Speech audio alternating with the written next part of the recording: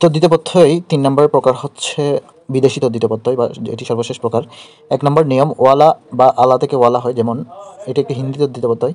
বাড়ি থেকে বাড়িওয়ালা মালিক অর্থে, দিল্লি থেকে দিল্লিওয়ালা অধিবাসী অর্থে, মাছ থেকে মাছওয়ালা বৃত্তি বা পেশা অর্থে, দুধ থেকে দুধওয়ালা বা বৃত্তি বা পেশা অর্থে।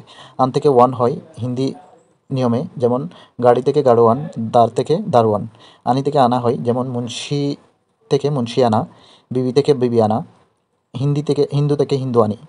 সা এটি একটি হিন্দি তদ্ধিত প্রত্যয়, যেমন পানি থেকে পানসা বা পানসে, এক থেকে একসা, কাল থেকে কালসা বা কালসে। ৫ নম্বর নিয়ম, কর থেকে গড় হয় বা করও হয়ে থাকে, ফার্সি শব্দ বা পার্সি তদ্ধিত প্রত্যয়। কারিগর, বাজিকর, সওদাগর।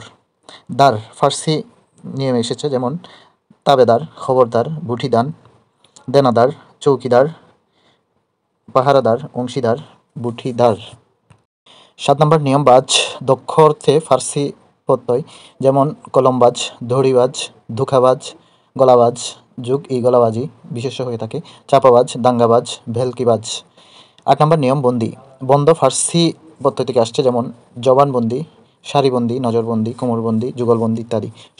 সই মত অর্থে, যেমন জুৎসই, মানানসই, চলনসই, টেকসই, মাপসই ইত্যাদি। কিন্তু টিপসই এবং মানসই দুইটি হচ্ছে সই প্রত্যয় নয়। এই সই শব্দটি সাধারণত স্বাক্ষর শব্দ থেকে উৎপন্ন, অর্থাৎ স্বাক্ষর বুঝিয়ে থাকে। ১০ নম্বর বা সর্বশেষ নিয়ম, পনা ছেলেপনা, বেহায়াপনা ইত্যাদি। That's all for today. Thank you.